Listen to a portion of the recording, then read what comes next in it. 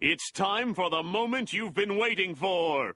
Da, da, da, da, da, da, da, da. Da, da, da, da, da, da, da, da, da, da, da, da, da, da, da. Da, da, da, da, da, da, da. Da, da, da, da, da, da, da, da, da, da, da, da, da. Da, da, da, da, da, da, da, da. Tsh, da, da, da, da, da, da, da, da, da, da, da, da.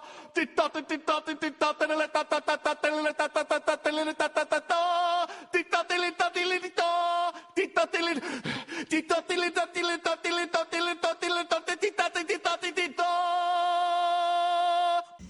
Hi, we're Group Drive-By. I'm Connor Green. I'm Chandler Lujan. I'm Christian McCollum. I'm Russell Peacock. I'm Noah Dolan. And I'm Zach Thielen. Right, so as you can see, when biomass is inputted into the system, you can see the motor being driven by this battery that is hooked up to the Arduino right here. Furthermore, there's also 4 halogen bulbs hooked up to the Arduino, and there's also a humidity sensor at the end that will sense the humidity levels inside the tunnel. If humidity levels are not sufficient, we will stop, the Arduino will stop the tunnel and stop the motor from moving, and that will allow further time for the biomass to dry. And if that is not sufficient, there is also a heat gun at the end that will be attached to the apparatus to dry the biomass further. So a little more about this Arduino we have hooked up to the back. It's acting as a big microcontroller for the whole system. It's taking a lot of inputs. It's taking some inputs from the thermocouple we have hooked up inside the tunnel. We also have a temperature and humidity sensor on the back here.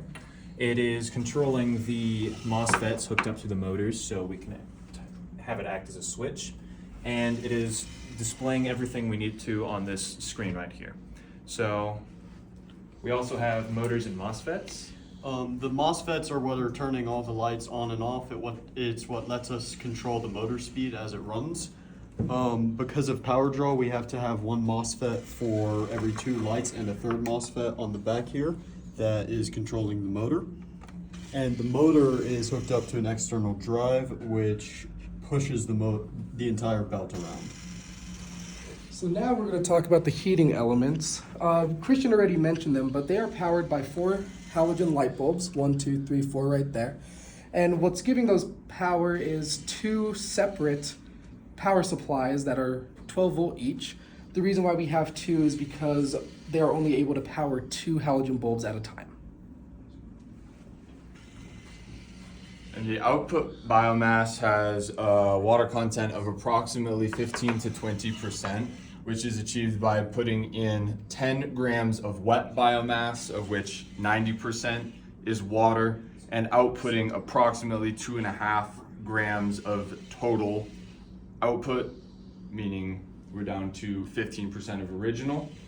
The temperature and humidity sensor here is used only for humidity, as it doesn't read as fast as the thermocouple, and that is used to ensure that the output is uniform. It is lined up as such when used.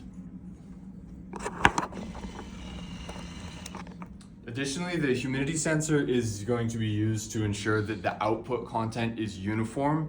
Because it's going to be verified by weight for water content, the uniformity of output is to make sure it continues spitting out biomass at 15% moisture content rather than measuring it directly. Okay, so some improvements that we need to do for our project. We need to have some more refined Arduino code because there is a bit of a stoppage with the motor belt instead of just having it go smooth all the way through. We also need a better method of attaching the belt because it needs to be more tense so we can get more biomass inside of the prototype to get it all the way through.